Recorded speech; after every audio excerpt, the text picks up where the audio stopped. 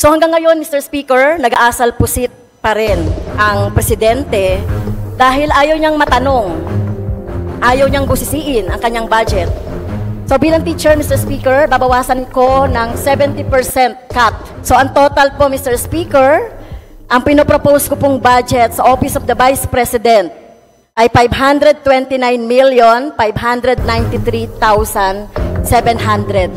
Mr. Speaker, Representative Castro has within her right to propose individual amendments at the appropriate time. Again, these are just mere manifestation, and the body can exercise its plenary powers to either accept or to reject any possible proposals, especially if it's an individual amendment. Majority Leader. Mr. Speaker, I move to recognize the Honorable Franz Castro of the ACT Teachers Party List for her interpellation. The Honorable Franz Castro from the ACT Teachers Party List is recognized to interpellate the sponsor. Thank you, Mr. Speaker. Magandang hapon po sa ating lahat. So, yung unang tanong ko po sa ating sponsor ng OVP budget, magkano po yung budget ng OVP sa MOOE? Yung total budget ng OVP sa MOOE?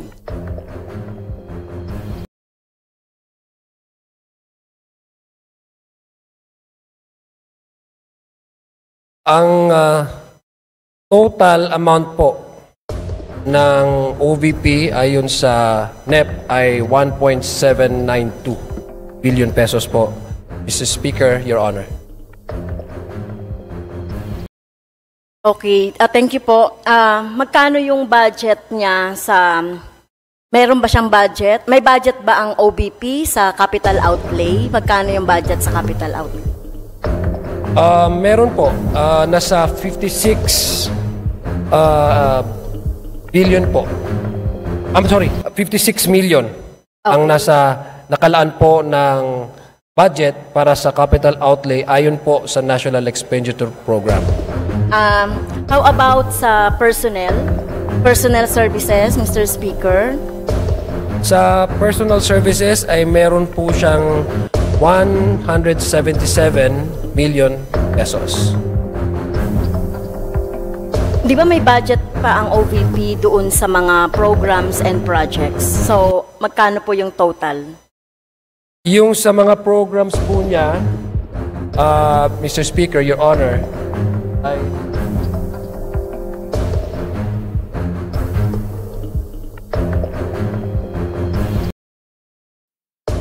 ang nasa propose po ng kanyang for 2025 ay nasa 1.792 billion pesos po, Mr. Speaker, Your Honor, na under po sa MOOE na pinopropose po under the National Expenditure Program, Mr. Speaker, okay. Your Honor.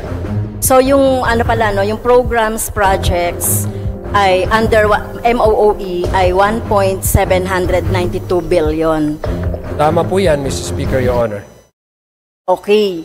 Doon po sa proposed na budget ng ating Committee on Appropriations, magkano nga po yung pinropose na budget ng Committee on Appropriations? Ayon po sa rekomendasyon ng Committee on Appropriations, ang recommended budget for the Office of the Vice President is 733,198,000 po. Mr. Speaker, Your Honor. Okay, so dito po sa dito po sa mga budget ng OVP, since Mr. Speaker, hindi binoykot tayo, hindi tayo sinipot. Sabi ni Congressman Manuel, nagbulakbol. Well, yun po yung aking yun din yung aking napuna. Dahil mula po nung Lunes, nagantay tayo, dahil naka-schedule nung Monday ang kanyang ang deliberation sa Office of the Vice President.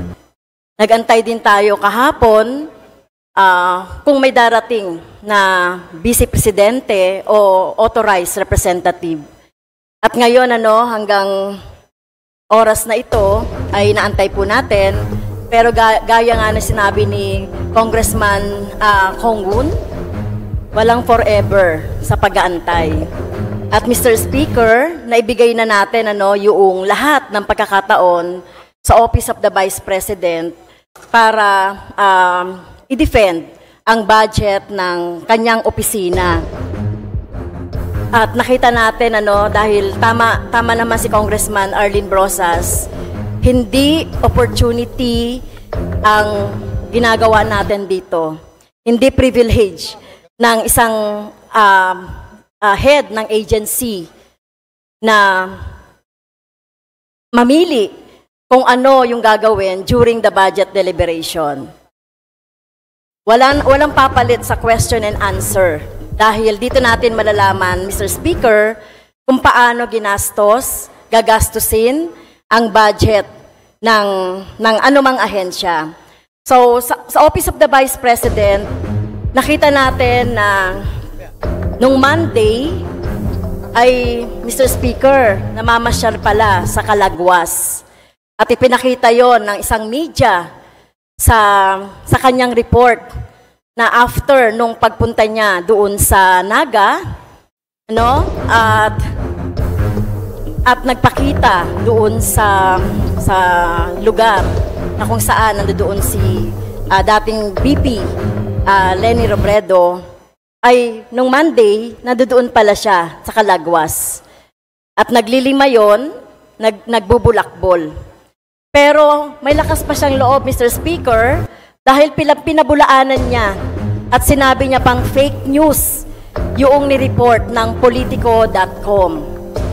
Pero sa bandang huli, Mr. Speaker, ang katotohanan ay laging lalabas yan.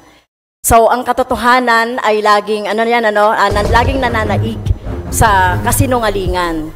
Kaya meron po tayo dito, pagpapatunay po, mula sa Philippine National Police, na totoo po na siya ay nasa Calagwas. Habang tayo ay nag-aantay dito para doon sa deliberation ng kanyang budget. So hanggang ngayon, Mr. Speaker, nag-aasal pusit pa rin ang presidente dahil ayaw niyang matanong, ayaw niyang busisiin ang kanyang budget. Ayaw niyang, kahit nga doon sa Committee on Good Government and Accountability, ay ayaw niyang mag-oath dahil tingin natin, yung ganon ay magsisinungaling. Kaya Mr. Speaker, sa kalagayang ganon, binanggit natin, masyadong mataas, so malaki. Malaki pa rin itong 733 million na ilalaan sa budget ng Office of the Vice President. Dahil walang niha-niho, hindi natin alam kung saan gagamitin, saan ginamit yung yung pondo.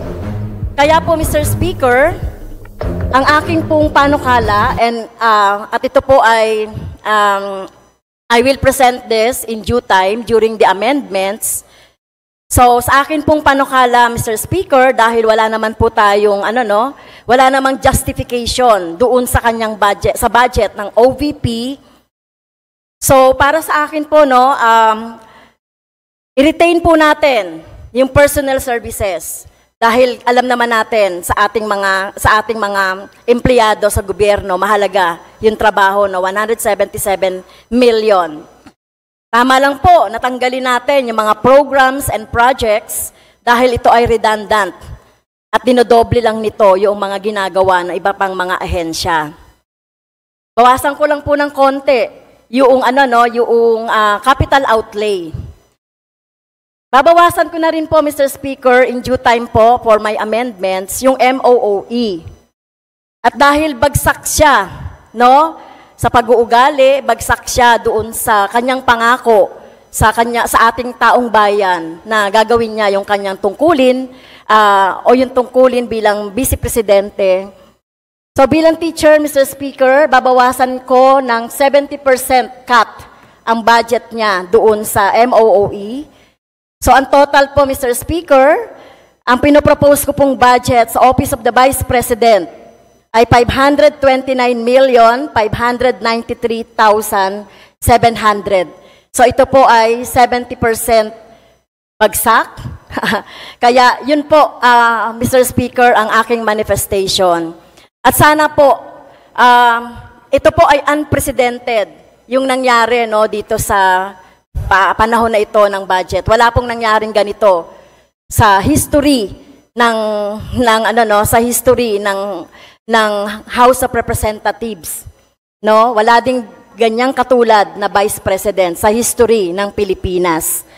Kaya po, Mr. Speaker, ang taong bayan na po yung maghuhusga, no? Kung ano po yung dapat nating gawin, ano, dito sa kung hindi po dahil po sa performance ng Office of the Vice President.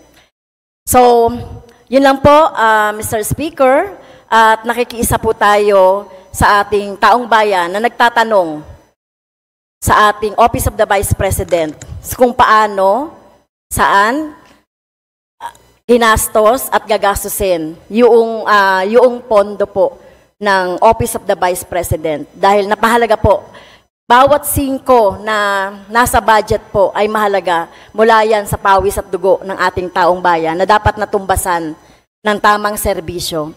So yun lang po, Mr. Speaker. Maraming salamat sa ating distinguished sponsor. Maraming salamat po, Representative Castro.